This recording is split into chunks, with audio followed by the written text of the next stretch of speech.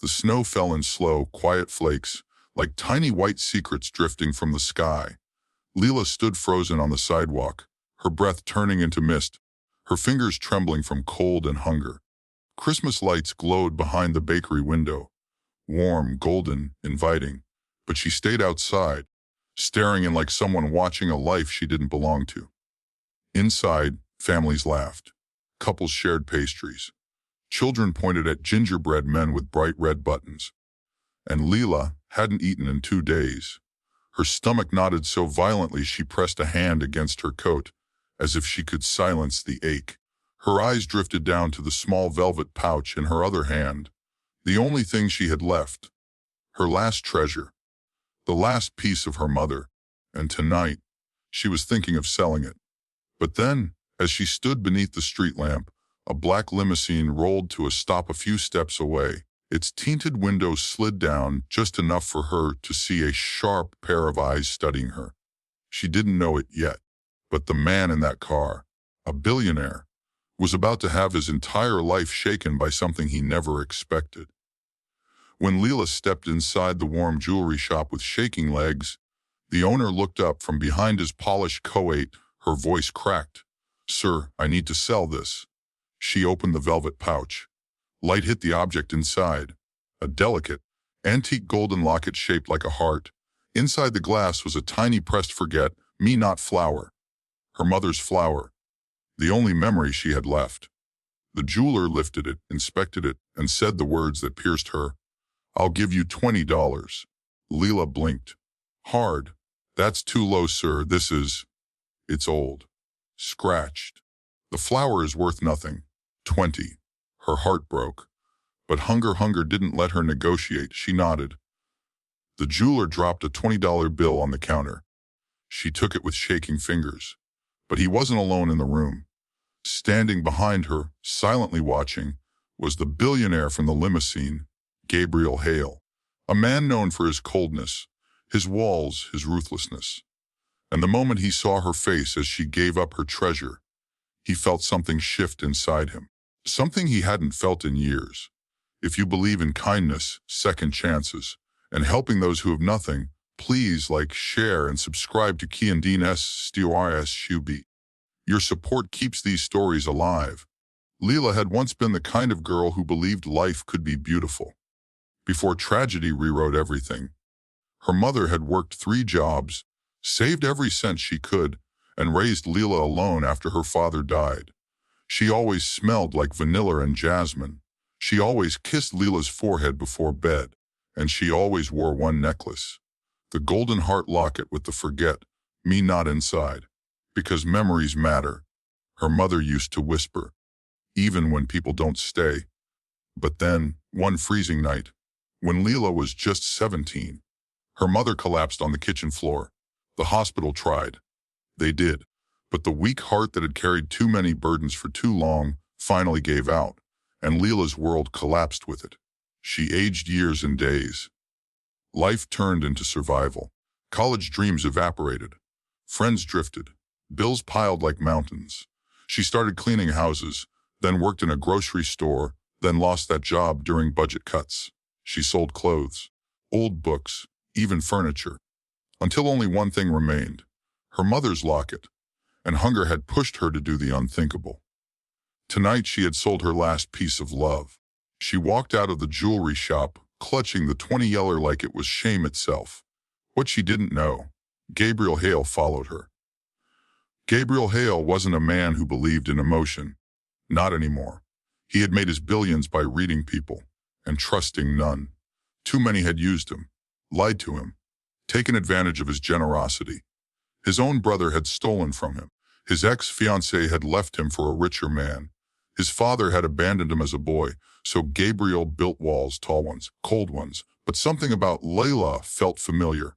Raw, unprotected, honest. He watched from the shadows as she took her $20 and crossed the street to a small diner. She bought a single bowl of soup, the cheapest thing on the menu, and sat alone at the corner table, holding the spoon like it was precious silver. She didn't look up, didn't notice him sit at the table behind her, didn't see him watching her reflection in the window. The steam from the soup fogged her eyelashes, and the moment she tasted the first spoonful, tears slipped down her cheeks, silent, uncontrolled, heartbreaking. His chest tightened unexpectedly. But then, a man walked into the diner. A man Lila clearly knew. Her former landlord. The one who had threatened to throw her out. "Lila," he barked. "Where's the rent? You owe 3 weeks. I'm trying, Mr. Carson. I'm looking for more work." You'll what? Keep making excuses." "I'm doing my best." "You always say that," he hissed. "If you don't pay by tomorrow, you're out. And don't think your sad face will change my mind." Her soup bowl trembled in front of her. People stared. Gabriel's jaw clenched. For the first time in years, he wanted to stand up for someone. But he didn't. Not yet. He had to understand her. He had to know why selling that locket had hurt so much. He had to see what kind of heart she truly had. And fate was about to show him. Lila left the diner with the cold wind slapping her face. She walked aimlessly down the snowy street, the city lights blurring through her tears. Then, she saw him. A small boy, shivering against the wall of a closed toy shop. No coat, blue lips. Covering his arms with a thin shirt, his gaze drifted toward a stuffed bear in the window, a teddy with a red Christmas bow. Lila knelt beside him. "Hey, sweetie, where's your mom?" The boy didn't speak, just looked at her with hollow eyes. She checked his hands, freezing, his cheeks too pale, his breathing shallow. She looked around. No one else stopped. Cars rushed by. People hurried into warm buildings. Her stomach twisted. She didn't have much, barely anything, but she couldn't walk away. She took off her own scarf and wrapped it around him. "Here, this will help." The boy looked up, whispered, "Thank you," and before she could ask anything else, he collapsed into her arms. Hey, sweetheart," she panicked. His body was limp. Her heart raced in terror. She screamed for help, and from behind her, running through the snow, came Gabriel Hale. "How long has he been out here?" Gabriel demanded as he lifted the child into his coat. I don't know," Lila cried. "Please, we have to help him." Gabriel carried the boy into his limousine without hesitation.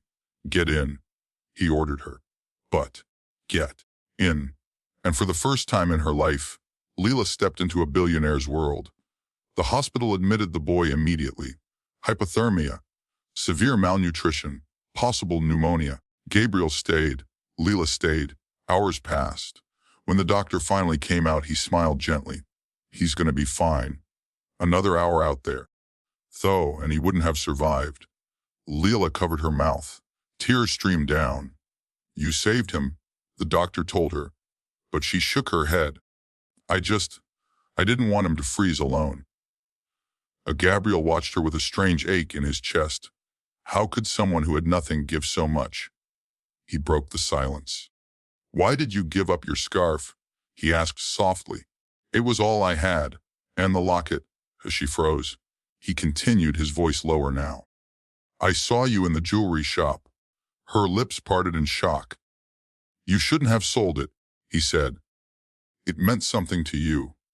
"It meant everything," she whispered. "But hunger doesn't care about memories."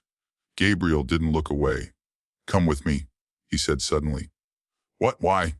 "You need food, a job, safety, and I need answers." That night, he took her to dinner, real dinner, in a quiet restaurant overlooking the snowy river. Lila told him everything.